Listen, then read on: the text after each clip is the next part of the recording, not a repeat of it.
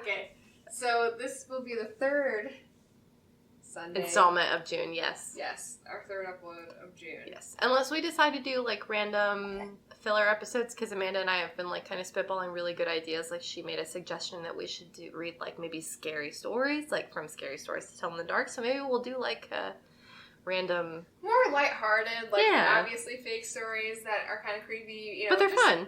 A change in the seriousness that we always have. Yeah, like palate cleansers. One point that we wanted to make known was that usually we do Ashley goes 1 week, I go the next week, Ashley goes the next week, vice versa. Well, Ashley has a 3-part Jeffrey Dahmer story.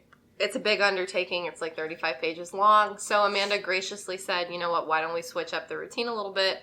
I'll do 2 weeks in a row, and then you can give them all 3 parts back to back so they don't have to wait like super long for these. Because hopefully I do it well enough that you guys want to tune in every single time it comes out and you don't want to wait for it. Right, or you hear Ashley tell this riveting Jeffrey Dahmer story, and then the next week you think, oh, here's the next part, and you have to listen to my... Yes. And you're like, wait a fucking minute, this is Amanda. My, like, dumb story. No, a very riveting story from Amanda, but I know personally, and nothing against the podcasts that break up their installments of, you know, when they do a big heavy hitter like a Jeffrey Dahmer or a Ted Bundy, and they break it up with maybe a smaller episode in between. But I know that I desperately need that next installment right away, so we're going to try to do it back to back so you guys don't have to wait that long. Right. So this week would normally be Ashley, but I'm going to go again with my second story, and then you'll have her for 3 weeks. Big round of applause for Amanda. Alright. I've had a lot to drink, guys. I'm so sorry. I know. We killed that bottle of dandelion wine. For those of you who maybe are tuning into this episode for the first time, last 2 episodes, we've been drinking a bottle of dandelion wine.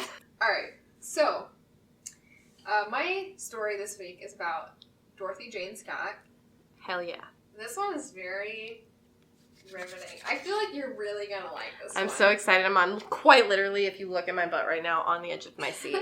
Alright. So, Dorothy was a single mother of the age of 32, living near Anaheim, California in 1980. Okay. She lived with her son and her aunt. As of this point, that's the only time you ever hear of her aunt. Just now that she lives with her, that was it. I don't know if she was young, if she was old, whatever. Auntie's not important. No, not at all. Okay. So, Dorothy lived with her son. Her son's name is Sean. So, the 3 of them in one house. She was a secretary, quote-unquote secretary, for 2 different jobs that sold psychedelic items that were kind of like smoke shops. Dorothy's friends and family told authorities and media that she was a very devout Christian woman, was kind-hearted, and mostly kept to herself. They also said she wasn't the person to ever drink or do drugs. And I thought initially that was kind of strange that a devout Christian would work at, like... a smoke shop. Well, like a psychedelic shop. Right, that would work at not 1 but 2 jobs that sold items like love beads, dildos, lava bands, pipes that you could smoke, quote-unquote, tobacco products out of. It's never tobacco. Right. And I'm totally cool with sex and head shops and everything. But I don't hold anything against people who work there. You know, like... Right, whatever. But I was kind of, you know... At the same time, I would never think that someone like my mom would work there. So I'm like, alright, it's kind of weird that she's a devout Christian. If you truly are what you say you are, you're not going to even be comfortable being in there. Right. So, I wondered, but I did a little more digging, found out that these shops were actually both previously owned by Dorothy's father. So, perhaps she worked there simply by relation. That's a little weird that... Okay. I couldn't figure out what... Make your money however you make your money, I guess. Yeah, I couldn't figure out, like, what the relationship was between her father and her. If he was maybe also a devout Christian? I don't know. But it seemed healthy. Yeah. It was a healthy, normal relationship. Especially if And when I first heard about the story, I just heard she was a receptionist or a secretary, and I didn't know she worked at a head shop, you know? Or 2 for that matter. So it doesn't really matter. Yeah. Just interesting. But, while Dorothy worked, her parents living in Anaheim would take care of her son. Dorothy's father said that Dorothy would date on occasion, but had no steady relationships that the family knew of. Dorothy's baby dad was not in the picture, and he had moved away to Missouri. So, poor Dorothy. Okay. Well, it was fine. Like, there was no, like, she lived a very normal life. And in the beginning of 1980... Dorothy began to receive a lot of menacing phone calls, and it became quite clear that she'd become the recipient of an unknown man's advances. Oh, no, we do not like a stalker. No. Oh, stalker for sure. The phone calls Dorothy received would range from declarations of love to him threatening to cut her up into pieces. Okay, that's drastic. Yeah. So, Dorothy also claimed that she was able to pinpoint... She wasn't able to pinpoint the man's voice, but she was kind of familiar. It sounded familiar. So it was somebody that she knew, at least a little bit. Or bit. had met, at least, yeah. You know? But she had no idea who it was, basically. No one knew who it was. Okay. In time, the calls became more serious. On one occasion, the man told Dorothy that he had left a gift for her outside. Dorothy hesitantly investigated and found she found a dead rose on the windshield of her car. That was it. That's not that bad. That's no. fine. I expected her to find a decapitated scalp. Yeah, I was expecting something very bad. Right, but even then, it was like he was watching her, and that's a little weird. And she still had no idea who it was. Yeah. So Dorothy began to start self-defense classes. Good for her. Yeah, very shortly after the calls began. Good. This was really the only thing she could do at this point. Yeah. You know, the authorities won't act on things like that unless they know who it is, really. Or sometimes, like, even, I don't know how true this is today, but, like, I know that if there's, like, old stalker laws, they won't do anything unless they've already actually caused you harm. Yeah, right. And that's ridiculous. Exactly. Mm-hmm. She debated on getting a gun as well, but decided against it because... she was nervous of having one in the same house with her son. Her son was like maybe 3 years old. Good mom. Yeah. Yeah. So she was doing really all that she could. Mm-hmm. On May 28th of 1980, that's almost exactly 40 years ago on the day we're recording on, which I thought was really interesting. That's so cool. I know that's not that weird, but that's really cool that it's really crazy to think that we're 40 years ago from 1980 and the technology has advanced greatly since then. And you know what? That just goes to show, like, I see a lot on Twitter where people will share something and they're like, you guys are acting like this just happened yesterday. Why are you still talking about it? There is no time frame for talking about injustices and horrible crimes committed. Yeah, for sure. I definitely totally agree. Yeah. Anyways, on this day, Dorothy went to work as usual and dropped her son off at her parents' house before heading into work. And there was a team meeting that day when Dorothy noticed that one of her coworkers, Conrad Bostron, I don't know what his last name is, but his name's Conrad. He was looking really unwell and sick. Conrad. I'm sorry. I couldn't help it. I was like, don't do it, Ashley. That's what I thought of this the whole time I was writing the article. Oh my god, okay. Okay, anyway. This was the result of a black widow spider bite. So holy shit! Yeah. What? So he was like definitely not doing okay. Yeah, man, poor Conrad. So Dorothy and one of her other colleagues decided to take Conrad to the hospital using Dorothy's car. I can't stop doing it. Sorry. Every time I say Conrad, I'm thinking whispering. You did it so well. Oh, it's a dandelion one. So basically, Dorothy and another colleague decided to take Conrad to the hospital using Dorothy's car. When they arrived at UC Irvine Medical Hospital, it was nearly 9 o'clock in the evening. After getting checked out, Pam is the other coworker, and Conrad stopped by the in-hospital pharmacy to pick up a prescription while Dorothy went to the bathroom. It is a theory that Dorothy did not just go to the bathroom, but also made a phone call while she was in the bathroom. So I don't know how true that is, but that's just a theory that I heard. Okay. So at this time, they were separated for a couple minutes. So Dorothy came back, said, hey, since Conrad's not feeling totally 100%, I'm going to go get the car from the parking deck, and I'll meet you guys at the main entrance. Okay. So Pam and Conrad waited for Dorothy at the entrance until they grew impatient waiting for her and decided to walk up towards the car park. As they approached the car park, they saw Dorothy's station wagon speeding towards them. They were confused as to why she was driving so fast. They tried to get the driver's attention. They couldn't see who it was due to the headlights. And the driver sped past them out of the garage. Oh. So they're standing there. They're like, hey, hey, hey. And this just wham right past them. I would be so fucking scared. So Pam and Conrad had come to the conclusion that she had something very urgent to deal with, perhaps involving her son. Like, they didn't even think, like, that she could have been hurt or abducted or anything. Very rational of them, because I would have immediately jumped in. Right. So they thought, like, okay, something's wrong with her son. She's going, whatever. So cell phones weren't, like, super big during this time. Yeah, it's just the 80s. Yeah. Yeah, they had very big antennas if they were there. Right. So they thought, okay, maybe she'll come back for us. So Pam and Conrad waited at the hospital for their 2 hours before calling Dorothy's parents and asking them if everything was okay. And they told them what happened at the car park. Mm-hmm.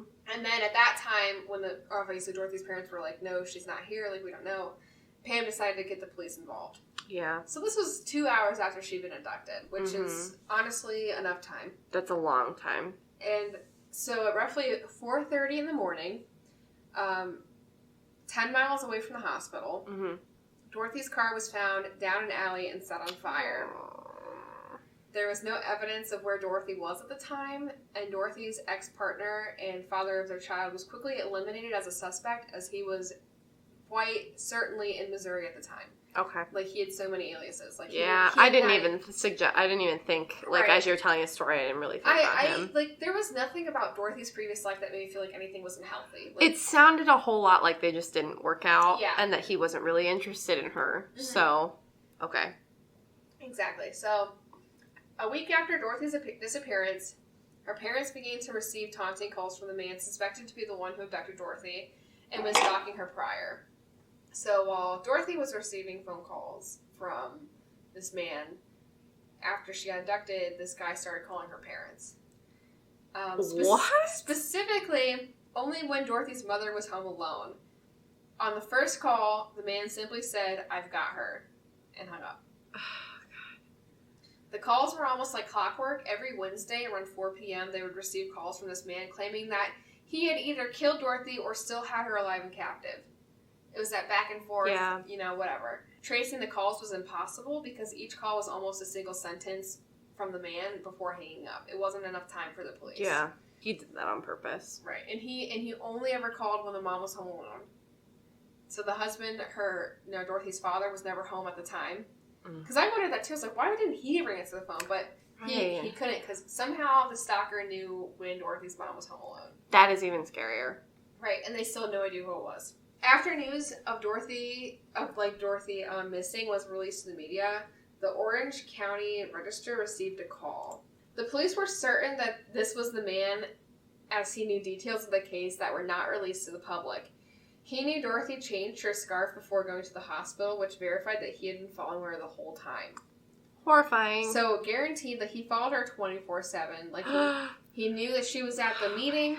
He knew that she went, or maybe not at the meeting, but he knew that she went home and changed her scarf before going to the hospital. And that's a lot of information for just some random person to have. Right. When he called the Orange County Register, he told the editor, "I killed Dorothy Scott. She was my love. I caught her cheating with another man. She denied having someone else. I killed her." Wait a minute. Wow. That's a lot taken. That is a lot. That reminds me of almost like, I mean, he obviously is a stalker. That's not in question. But like when people stalk celebrities and they're like, "We were together, but she's got this husband." Like, what?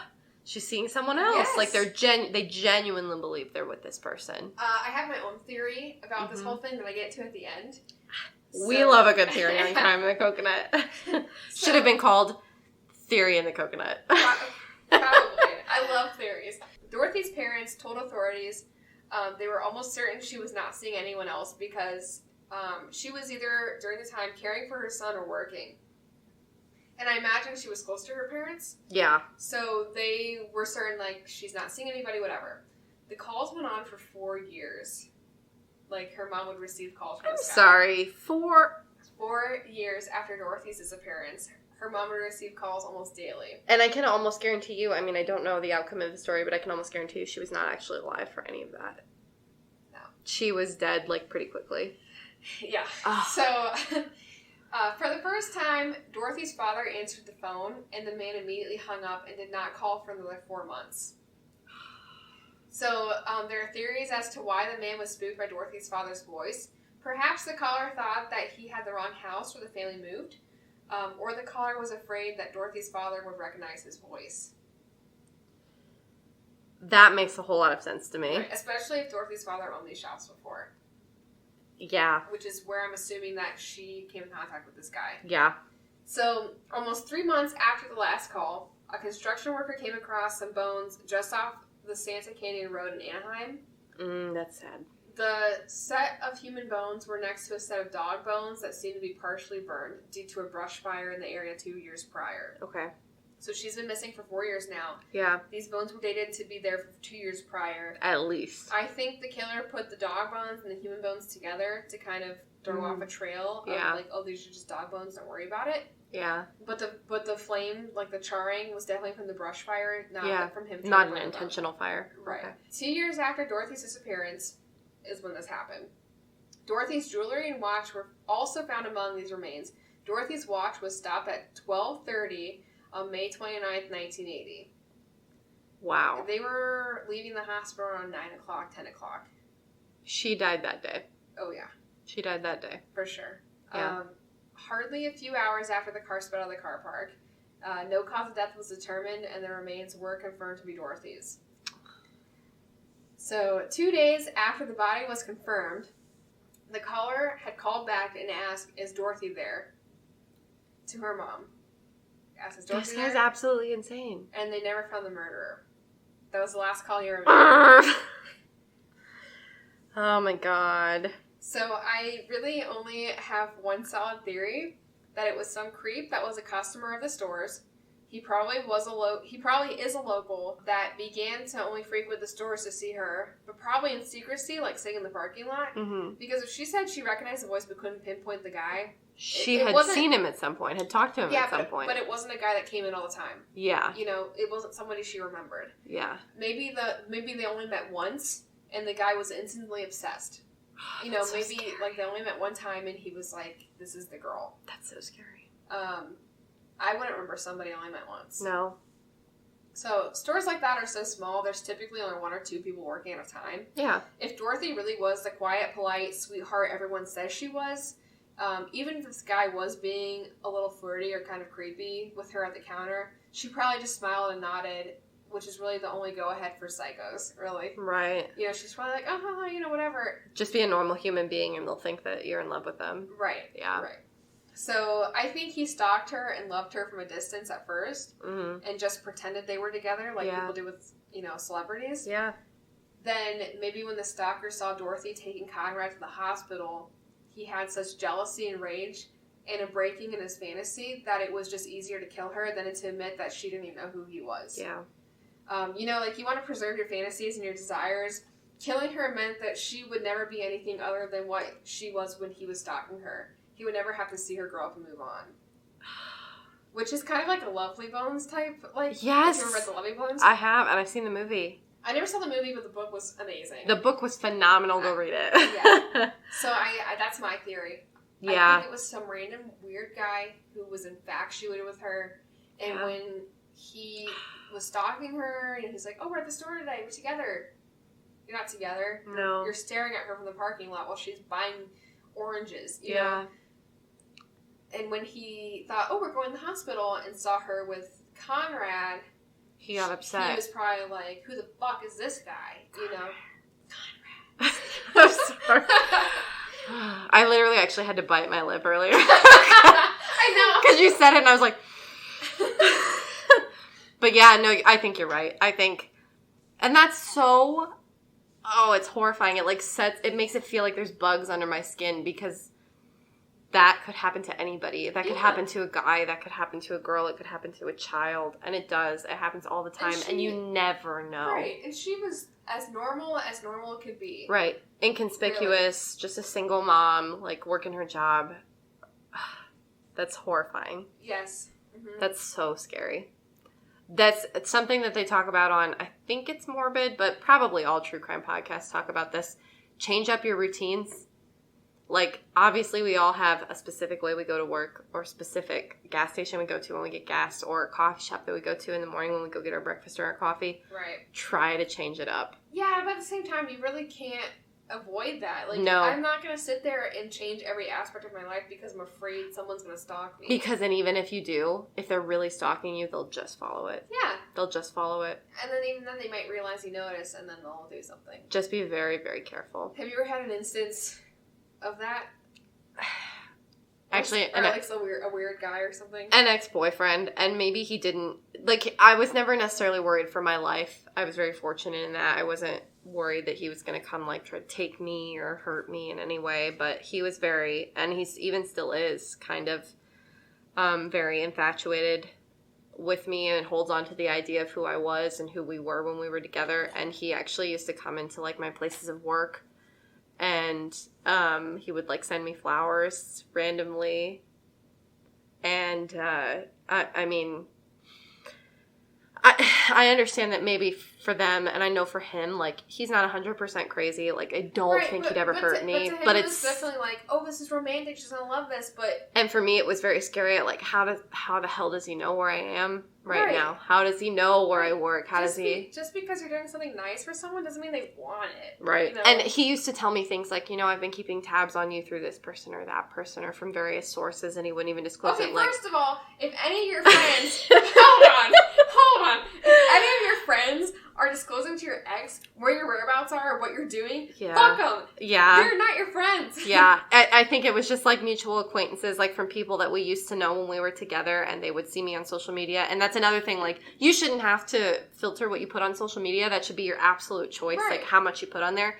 But it is horrifying because, like, I could put on there, you know, I'm with this person and I live in this city and I work at this place, and they would be able to figure that out, even if they're not friends with you, even if you have them blocked, which I did have him blocked. I still do. Right. He was able to get enough information to still know where I am. You can make a fake account or even message another friend and be like, hey, have you talked to Ashley lately? And I'm sure that's probably all he did. And they don't, you know, they don't necessarily know the whole story, and so, but you still shouldn't give out information that you don't know the person wants them to give. Even if someone was like, hey, have you talked to so-and-so lately? I'd be like, oh yeah, like, you know, they're great. We met every now and then. And they're like, well, you know where they work? I'd be like, and I would text that person and be like, hey, do you know your ex-boyfriend's trying to ask me where you are? Right. You know, now if you're like, that's kind of weird, but, you know, like, that way you understand the situation. Yeah, absolutely. And I got lucky. Like, I don't know that he would, although I have told people in the past that he's very, like, stereotypical young Ted Bundy.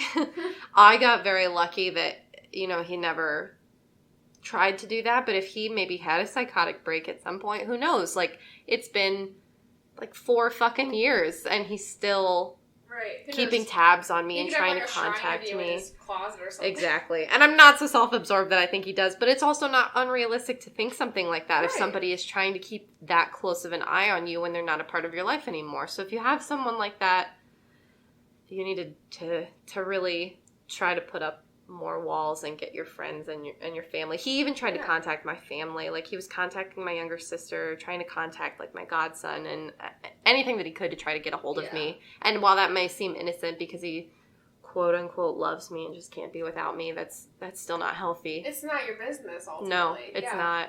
We the only, like, weird, like, I thankfully have not had any, like, really creepy situations, but I was underage. I was probably like 16 or 17, and I was quote unquote seeing this guy, and there was a kid that I went to church with who was 5 years older than me, and he had Asperger's, which is whatever, but he had this infatuation with me, like, was totally obsessed with me, would follow me and my boyfriend, quote unquote boyfriend, because we couldn't, like, really go out, we hardly know how to drive, okay? Right. So he would, like, follow me and my boyfriend around, and I told him, I was like, that's kind of weird that he does that. And we're like, well, let's not decide because we know he has, like, Asperger's and he just wants to be a friend or whatever. Well, a couple years went by, and I was on a boat with my friend, one of my girlfriends, and he sent me pictures of myself in a bikini that my friend had posted. My friend posted them, but he sent me pictures of them and was telling me how much he liked these pictures. And ultimately, you know what he was doing with them if you saved them. And he was like, you look so beautiful. Like, I love these pictures of you. And I was like, I thank you, but I have this was years after. Like, I had a different boyfriend now. Right.